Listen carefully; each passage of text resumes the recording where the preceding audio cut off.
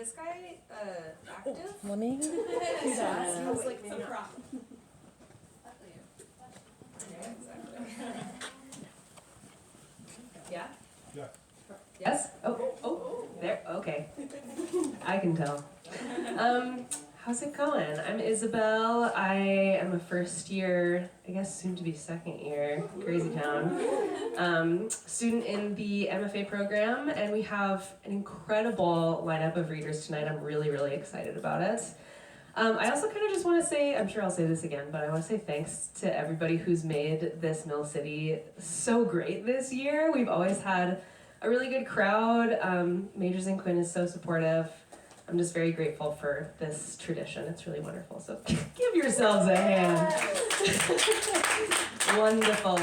We have 4 great readers. We're going to do 2 and then a break and then 2 more. So first up we have my friend Julia Oshwald Tilton. Yes. Julia Oshwald Tilton is a nonfiction writer living in Minneapolis. She is a first-year MFA candidate in the University of Minnesota's creative writing program, in case you didn't know, where she is a College of Liberal Arts fellow. Julia is an oral storyteller and educator and currently obsessed with archival research about medical history. She spent 11 years teaching young children all over the world, and in her first year away from the elementary school classroom in over a decade, what she misses most is to read aloud. So I'm so excited to hear Julia Oshwald Tilton.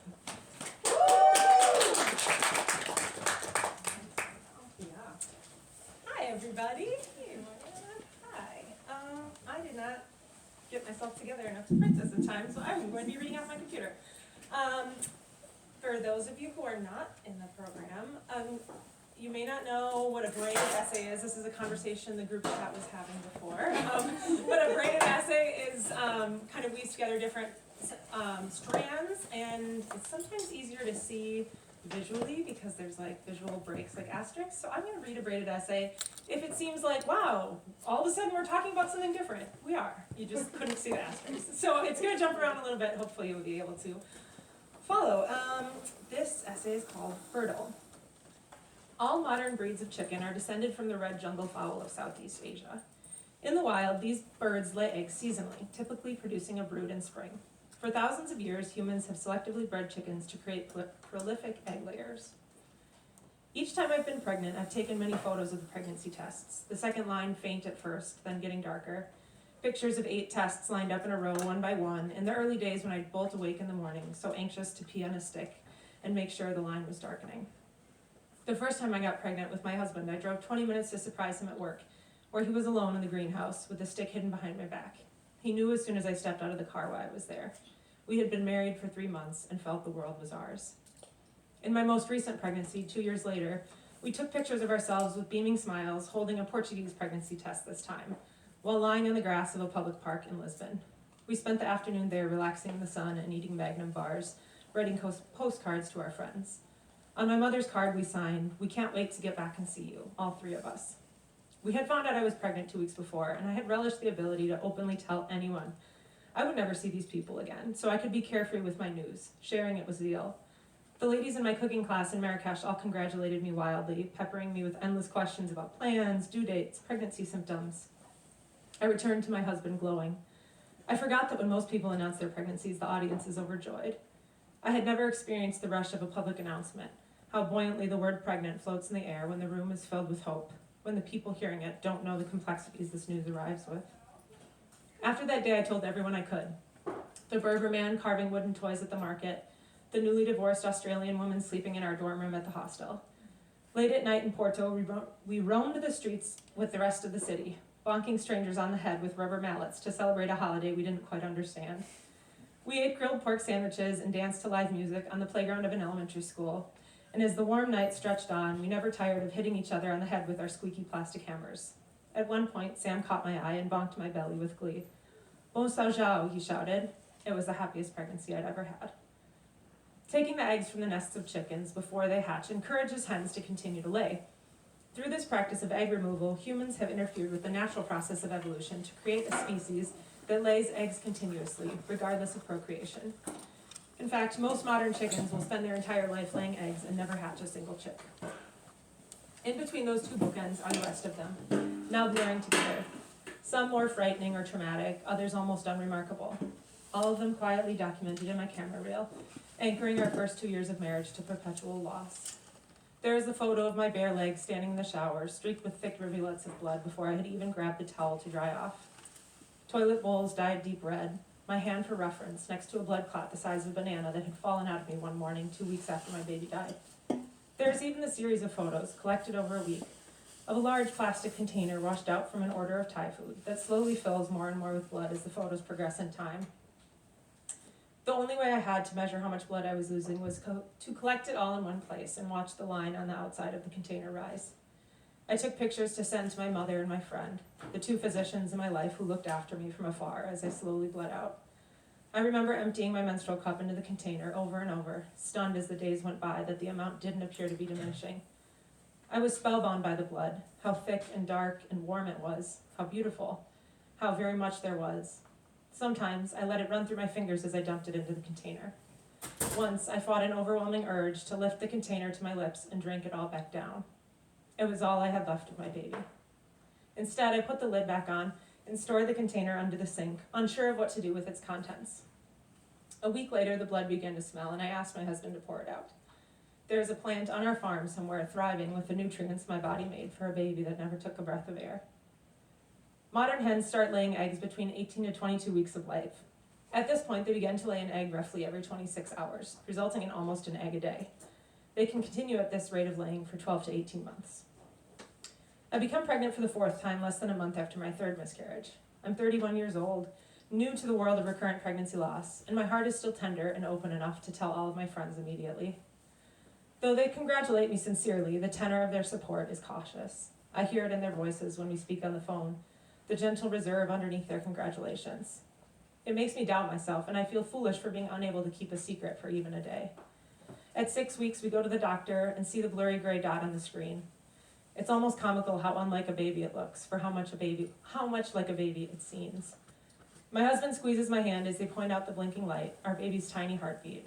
The hope that I've been suppressing begins to well up inside me and seep into the fissures of my heart. I allow myself to believe in this baby for just a day before I start to bleed again. A week later, on a sunny October afternoon, a small round sack falls out of my body effortlessly. It's warm, slippery, and I feel a primal desire to rip through the fleshy walls and cradle what's nestled inside.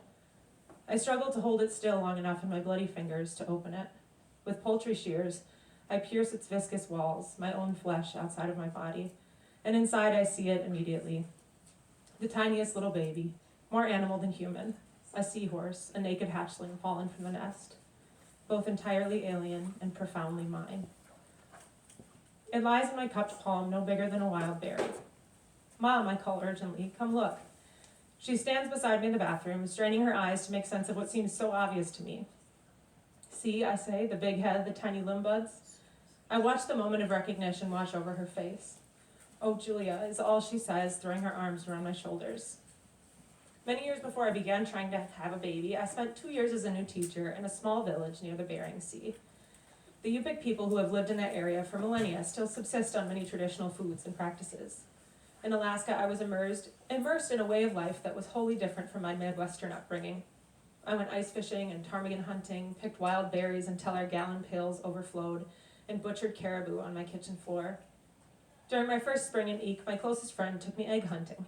As the snow started to thaw and the springy sponge of tundra began to give under our feet again, we traipsed out beyond the airport where the village road ends.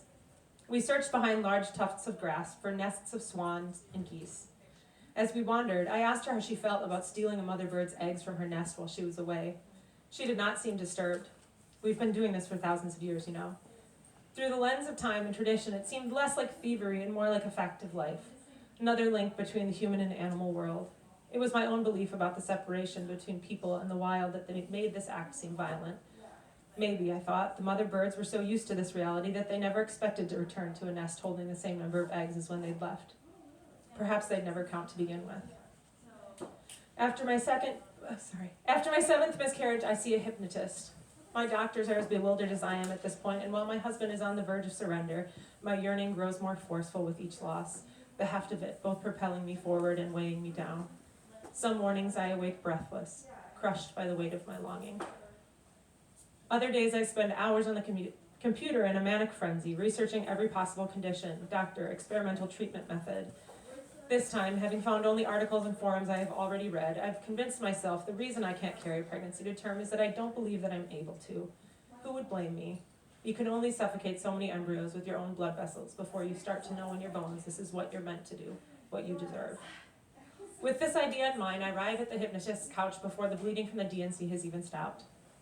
The session is short, and I can barely recall anything as I awaken from the state of mind I fell into. But when I call my husband on the way home, he says I sound different. You sound just like you did the first time we talked on the phone. I feel lighter, released from the burden of my anguish for one merciful afternoon. If for this and nothing more, it was money well spent. But the next day I'm back to my computer and the endless search for the missing puzzle piece continues.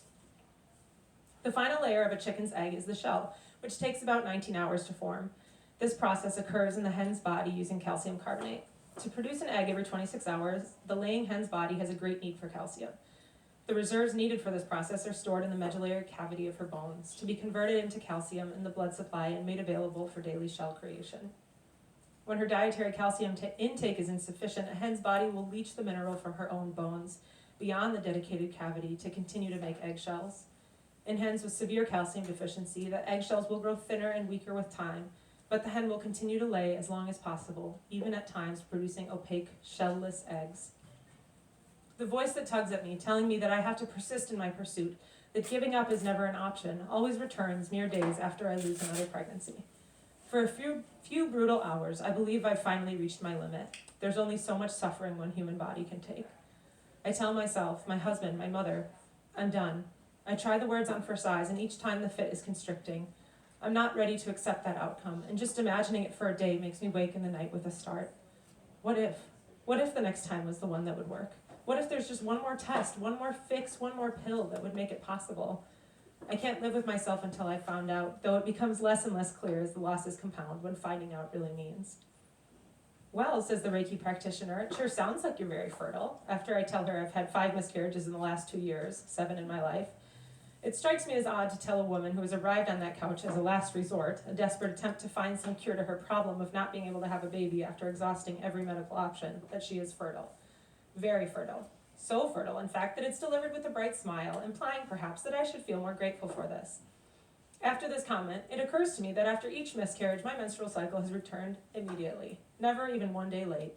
My body begins to expel the contents of my misshapen uterus, my embryo's tiny head and tail, and 28 days later, it bleeds again. No pause in normal activities, no reprieve. So it seems it's this, my body's refusal to surrender, its insistence on marching forward unfazed, that qualifies me as fertile. The lack of crying infant on my breast seems to have no bearing on this label. I leave her office feeling unchanged, but knowing that if this form of alternative medicine fails me, as all the others have, I can rest assured that within the week I'll ovulate like clockwork. My body will grant me the chance to try again. After a 1.5 years of daily laying, a hen's egg production will begin to decline, at which point she is recognized in the industry as spent.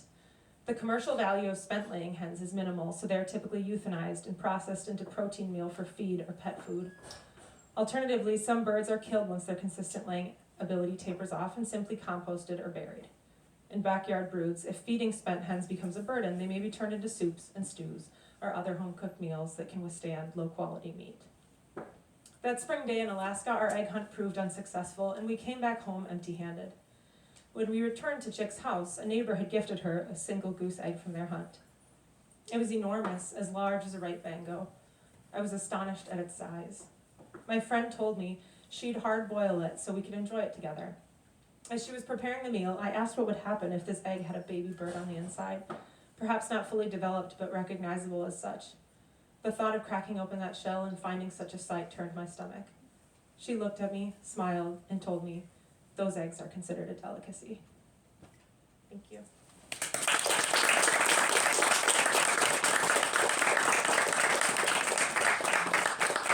Julia, that was beautiful. Thank you so much. For people who have just gotten here, this is the Mill City Reading Series. This is the last installment of this school year, so thank you so much for being here. We have 3 more amazing readers tonight. And next up, we have the awesome Chi Kyu Lee. I'm so excited. Chi Kyu Lee is a poet. He was born and raised in Seoul, Korea, but grew up in dorms all around New England. After graduating from Cornell University in 2020, he is pursuing an MFA degree in creative writing at the University of Minnesota Twin Cities, where he also helps edit Great River Review and Open Rivers Journal. He's an aspiring clinical psychologist and lives in the Loring Park neighborhood with Otto, his canine companion, who is the cutest dog ever. Please welcome Chi Kyu Lee.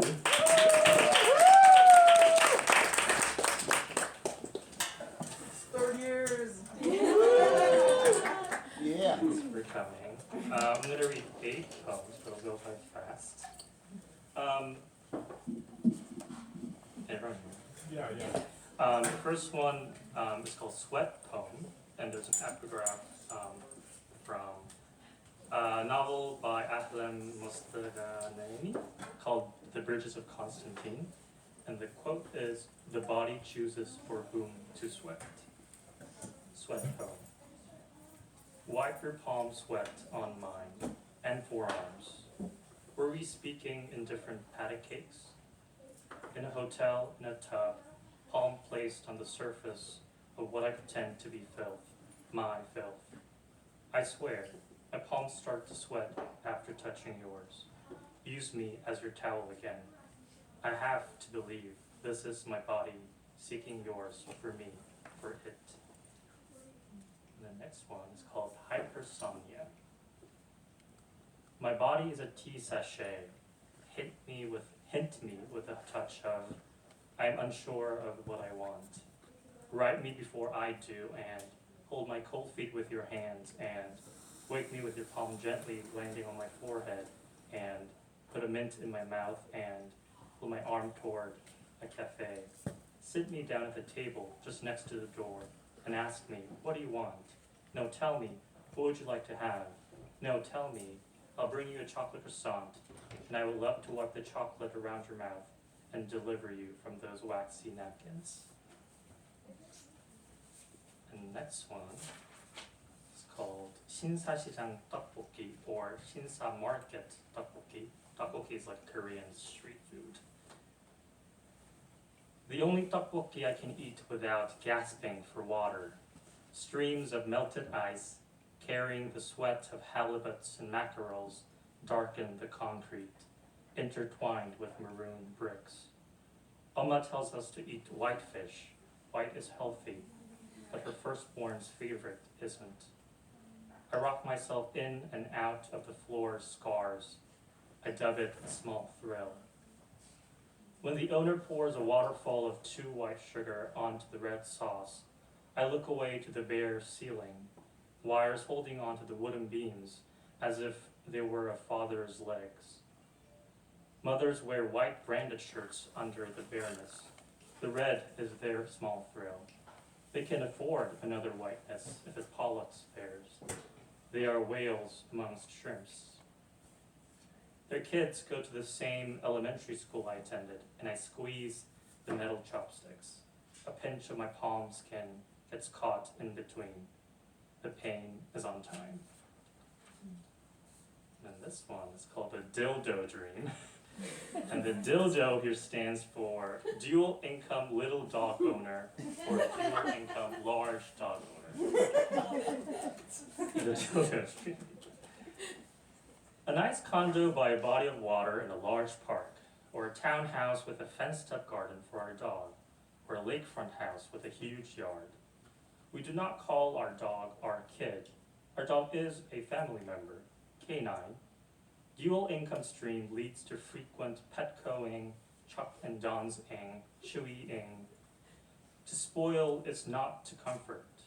It is to decanonize. To comfort is to understand.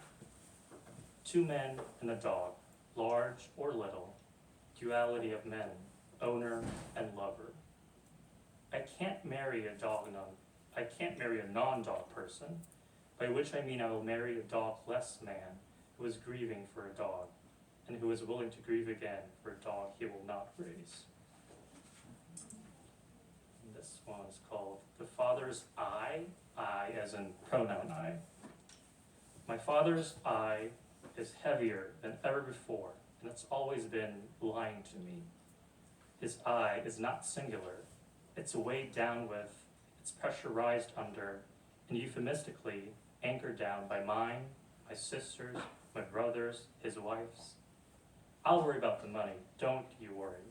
Yet when he's all alone in the shower perhaps, he regrets that eye. He blames it for his ruptured spine, his aged knees, his kids. His and mine in unison mutter, if only, if only. And this one, the content known, there's a mention of suicidal ideation. It's called Play Dead. Play dead. I refuse to shoot my dog with my imaginary gun. I don't own a weapon made to be a weapon. I refuse to go beyond searching cyanide on Wikipedia because the beyond would be a plan, an attempt to plan that I need to tell my psychiatrist. That refusal saves me and my dog because I wouldn't leave my parents with my dog's reactivity and fears without me. I won't let my dog go through pains of waiting for them to learn her language. Yes, I'm saying exactly what it's being said. If I were to ingest cyanide, I would give my dog cyanide too. And that is why I can't bring myself to teach my dog how to play dead. And this is penultimate one. Yes. Called nonlinear. I can't really rhyme, but I tried to rhyme this. So I would appreciate any feedback. It's called nonlinear. Evolution declares a worthy vertebrate must have a healthy spine. Evolution declares a dog tracks a scent by moving in a parabolic line. Letting your dog leave the walk may lessen their anxiety. The curvature of the spine disproves the structure's propriety. In the cusp of needing and not needing surgery, I understand Otto and her growls. Those who are scared act scary. And to her fears, I say, hello, you're winding like my spine, which overwhelmed my physical trainer, who said it's too much, too complex. Dogs, much like humans, garner information about the world, and it in turn gives them fears, twists the external into a voracious void in their minds, insists on running away in a straight line. My mother observes, seeing Otto's fearing lets me see what God's reserves hold for us, who fears it because we do not know yet. For fear of getting into my car when I want to take her to the vet. But don't I still fear the needle, fear the known, the pain? Evolution declares some fears are in the genes, some in the brain. Universal, near universal, learned and prepared fears. Comfort the fearful dog. Let them be the frontiers during their walks. Don't walk them, walk with them. Picture a curvy spine on the path. Vertebrates are as good as their spines. Be good to your canine. And then here's the last one. It's called It's Me or the Dog, and it's a British TV show hosted by Victoria Stilwell. She's like one of the frontiers of like positive reinforcement training in dog world, unlike Cesar Millan, who is known for aversive training. So don't listen to Cesar Millan. It's Me or the Dog. Is it a threat or a demand? A demand or a supplication? How does one make not a choice, but a decision? Your life can't be bound by your dog, my mother said. When you can't have it, you suddenly want it. You are the owner. You own yourself, dog, life. Owning fewer things is attractive. Decide from decidere, to cut off, to cut down, to carve. De plus cedere, caesura. I pause to ponder the ultimatum. The or no longer applies, and replaces it. Movement as one. But whose legs are leading the way? Will the dog be alive as long as I? Carving two pieces of wood to form a joint. Who owns the joint? Companion. Otto and I share a piece of buttered sourdough bread. I eat bread, meals, the dog to whom I owe my life.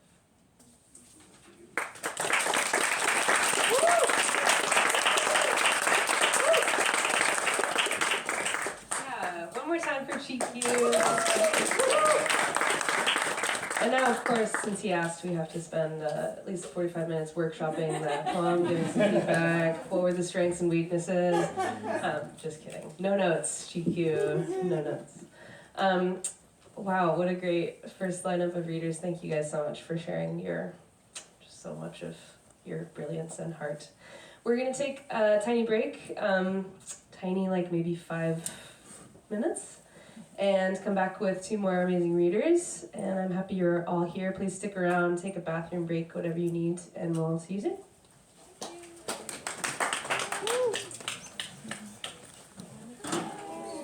How are you? I'm good. Did you bike here? I took one of the little e-bikes that they have lying around the house. Okay. It is, but also, I'm gonna rectify my Oh, interesting.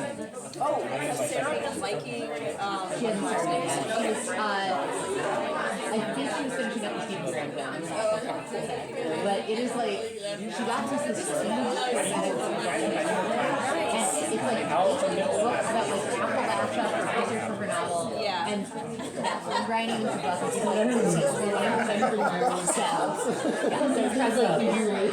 like, if she started in I just feel ahead. Yeah, I love it. Absolutely. I'm extremely I love to see a break going so successfully. Everyone's chilling, everyone's yakking. I'm almost sad to interrupt it, but it's almost a shame to interrupt it. But we do have things to do. We have poems and fiction to hear. It's gonna be amazing. It's Francis.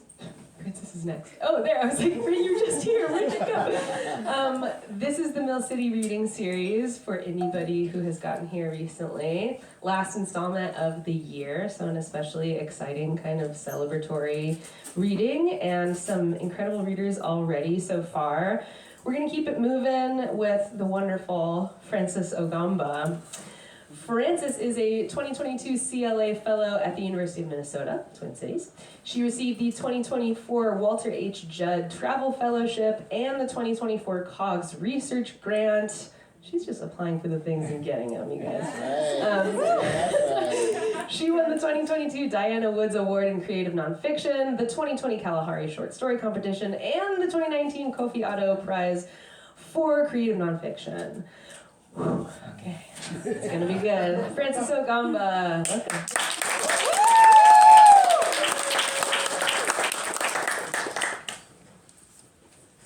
Our celebrity. Thank you so much, everyone. And thanks to the readers. Julie, oh my God, your essay? Oh, okay. And thanks to GQ, thanks to everyone. So I'm reading 2 flash pieces. So the first one is The Emergency. A clean-cut man tumbles into the emergency waiting hall, clutching his child in his arms. The night's breath is gentle, loose-limbed even. A woman bounds after him, her feet lightened by grandma duties. Sweat soaks through their eagerness. "Nurse-o, doctor-o," the man screams, his voice nearly leaving an imprint on the walls. The medical staff surges towards the newcomers. Other patients, the woman fanning the pink patches of her thighs, and an elderly man nodding off on a wheelchair, thaw at the feet of this new emergency. A nurse shouts instructions. "Fix a stand for the IV." The gaggle of blue scrubs dashes about in response. "When was the baby born? Where is the mother?" she asks the man. "Call doctor," she tells her colleagues. 2 nurses bend and stand. One of them pokes the child's limbs with a needle, urging sleeping nerves awake. One of them stamps a stethoscope all over the child's body. The child is brown and unmoving. Their taut face does not wince from the needle jabs. Their chubby cheeks may depress into a well of dimples if they smile. Baby hair crowds their forehead. Such a button of a nose. One touch on the child, and the summoned doctor's brows are lying in pleats. "When was this baby born?" the doctor asks. "It was yesterday, oh," the grandma says, pushing forward. "My daughter had prolonged labor. Since that yesterday morning, the baby had not been breathing well. Even my daughter is not very strong. She unties and ties her lapper. Her chest appears set to heave and crumble into a sob.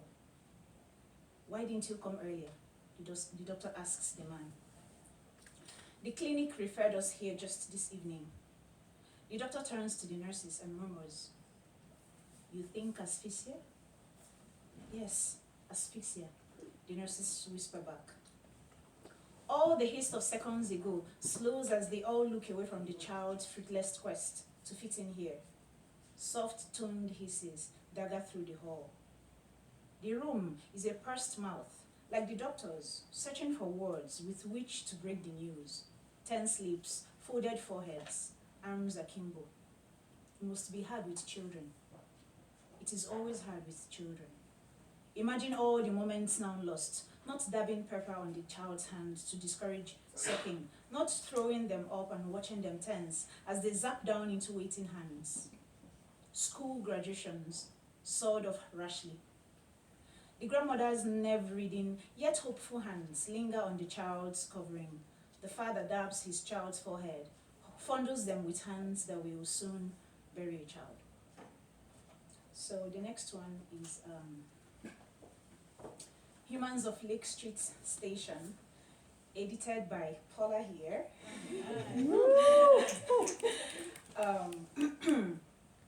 So it's recently it's the flash piece that got on the Minnesota BIPOC awards, emerging writers award. Okay, Humans of Lake Street Station. It's her third month in America, and crime news adumbrates the Apple News updates on her phone. The safe alerts in her university email feel distant, like the death updates on Nigerian Twitter. A university lecturer shot while returning from thesis supervision. A family of 4 mangled in an auto crash. Lives plucked in the middle of living, yet mellowed by their foreignness to her. When she meets up with other African students, they list the Twin Cities stations to avoid after 5 p.m. They mention Lake Street Station, especially. She juggles bags of shopping, filled with cheap clothes from Burlington. The sharp scent of weed overwhelms her as much as the sight of intoxicated swarm of humans littering the Lake Street Station. The first unwritten rule is to deflect eye contact and not make a grotesque face at the smell sticking to users like a second skin. An escalator freezes like a staircase. The steps clutter with personal effects, discarded blunts, clothing tangled like hair, shoe pairs, stains that remind her of the dark orangeness of poop.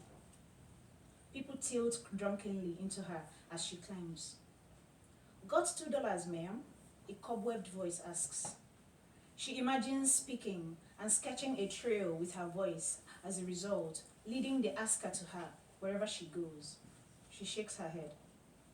The corridor by the train tracks, is paved with people, cradling speakers close to their ears, each speaker blasting a separate soundtrack that might have been enticing if all the songs weren't lumped in a vertigo-inspiring thickness. People play fights, bark at their hallucinations, clutch bags of near-depleted supplies to their scrawny chests. Sleeping bodies bend halfway, suspended by some invisible force. People curl in fetal positions, evincing human presence underneath blankets, sunken in jaws and mouths missing teeth, gnaw on words. Waiting for the train? It is the same voice that asked for $2. She summons the courage to look at him. His eyes are cloudy, the corners crease in exhaustion. She restrains herself from stepping further away.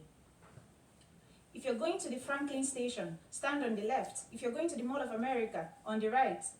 He says it in a rehearsed tone, a commentary he might have made many times to newbies like her. She looks up at the monitors and realizes that she's been waiting on the right for the wrong train. "Thank you," she says, wedged between feeling contrition for her judgmental thoughts and weariness. The man nods and walks away. Darkness is in full swing before the ding of an arriving train fills the air. Suddenly, some of them dash in and out of the tracks, as if testing the end point of human existence. Instead of shouts of warning, the others laugh at the display, mocking such proximity of death, defying it. The train doors rattle open. She hastens inside. The doors close.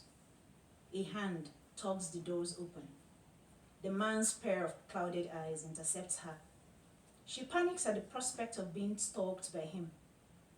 But the man hands her her purse, and quickly steps out of the train. She reels from shock. She's been holding the purse alongside her shopping bags. She must have dropped it. She unzips it. The credit cards are intact. Her school ID, bank cards, receipts from her recent shopping. She senses a shift in the arrangement of the purse, a draught of air almost billowing from the new absence. The $20 bill she's carried around for months is missing. She chuckles, relieved that the man rewarded himself at least, for pointing her to the right train, for saving her the heartache of filing for missing IDs and debit cards. She imagines the man sashaying away, fingering the crumpled bill in his pockets, and she hopes that the bill does more for him than anything she would have willingly given him. Thank you.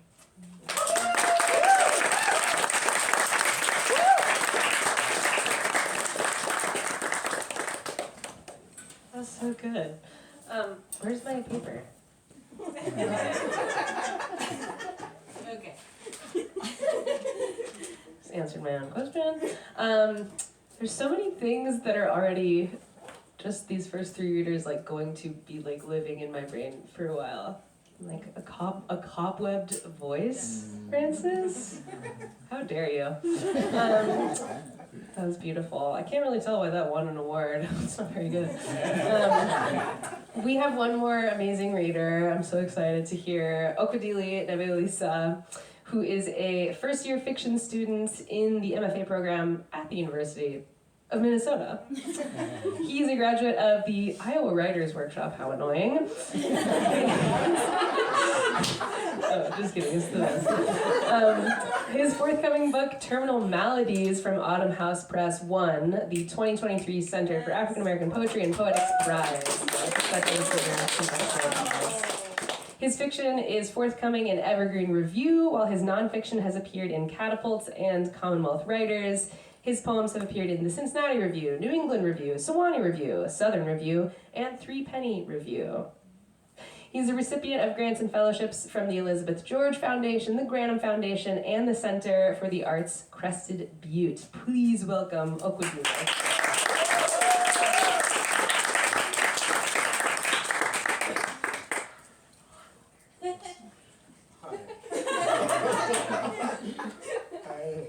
I'm very anxious. So, thank you for being here. I'll be reading a short story. I'll be reading the first 1,000 words from a short story. It's titled Appearance. And thank you everyone who read. Julia, oh my goodness. And Francis. Yeah, what a beautiful reading. Okay, I'll start.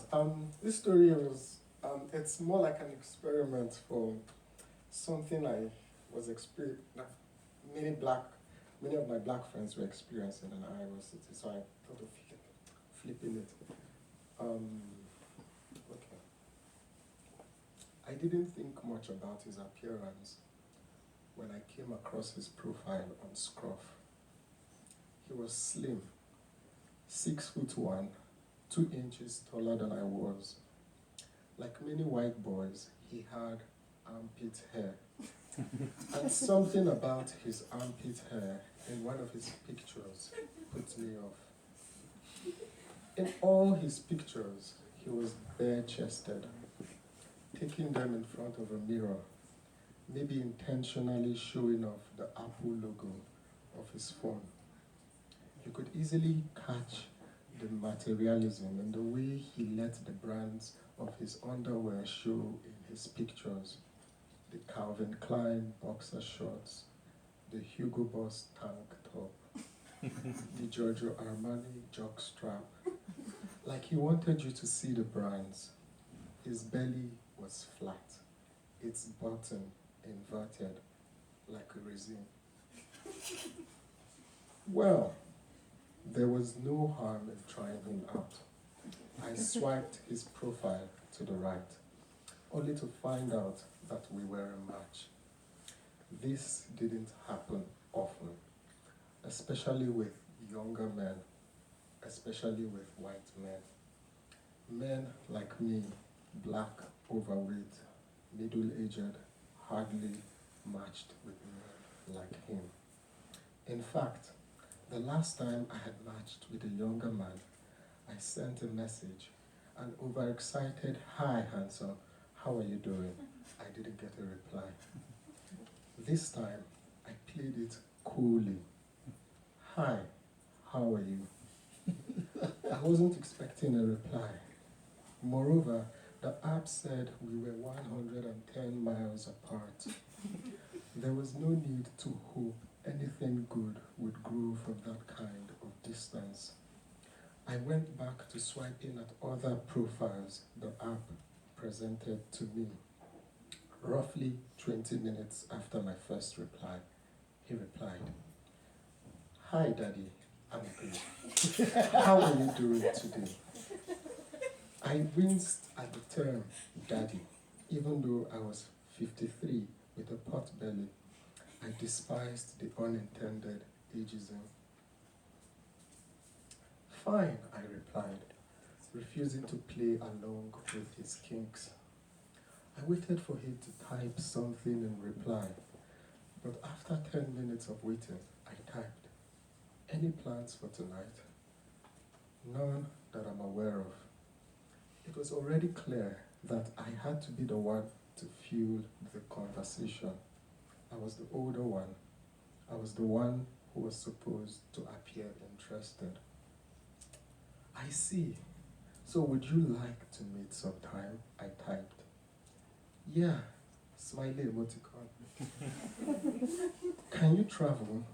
"Oh no, I don't drive." "That's fine, I can." "Can you host?" "I have a roommate."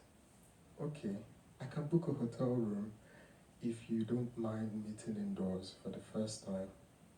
"Really? We can do whatever in my bedroom. My roommate doesn't care." "Is your roommate also gay?"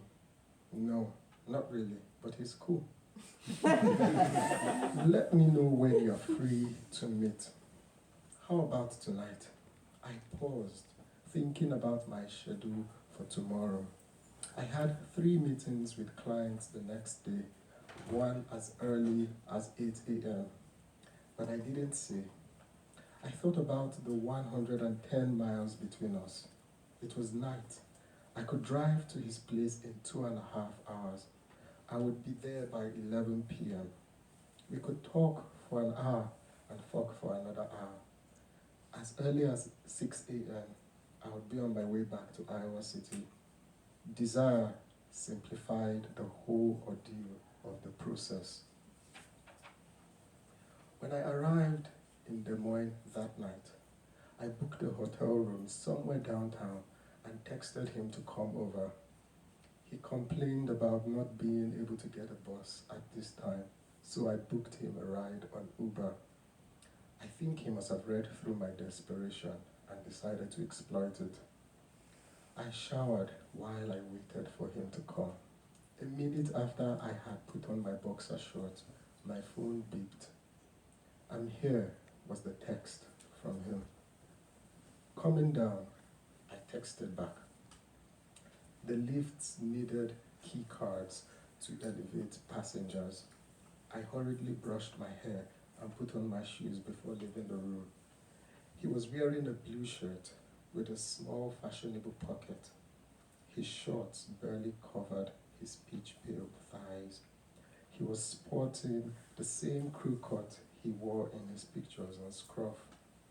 He had not brushed his hair, but then, because he was young and white, It didn't affect his appearance.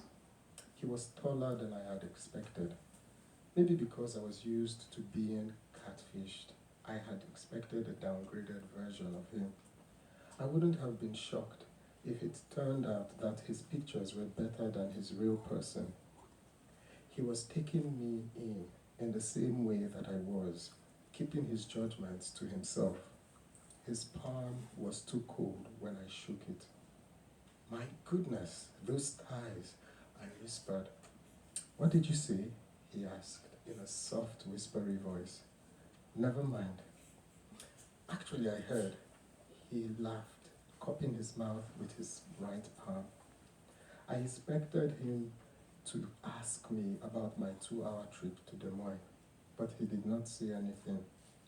Because we were the only ones in the elevator and his right hand was free, I slid my left palm into it, but he deftly slipped his hands out of my grip, smiling.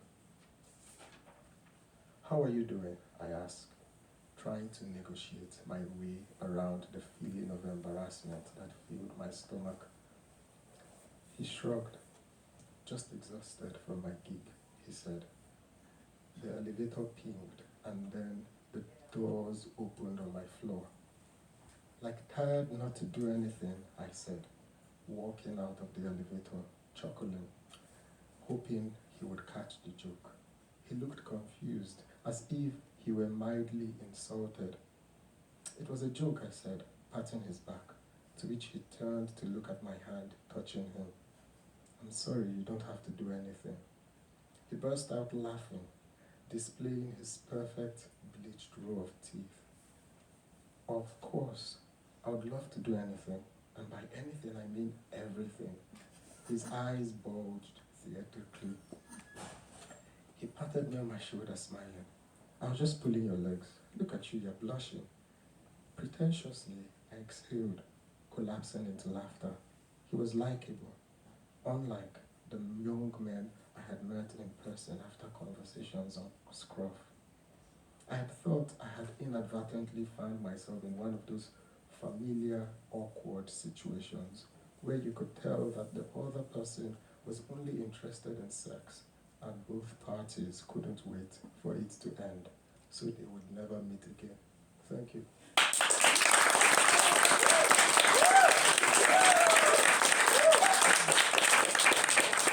Yes, keep it going. That's incredible.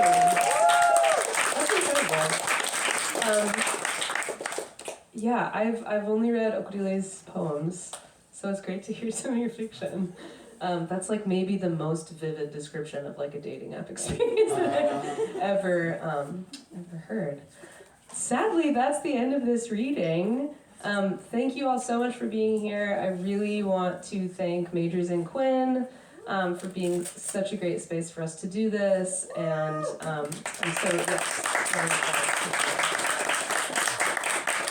I'm so grateful to everyone who has read this year and has just been in the audience, been part of this. It's really, really special, and I feel very lucky to be part of this program, part of this reading, so yeah, that's it.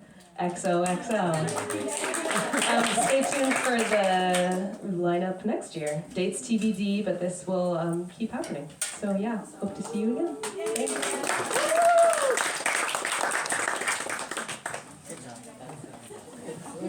Thanks. That was so funny.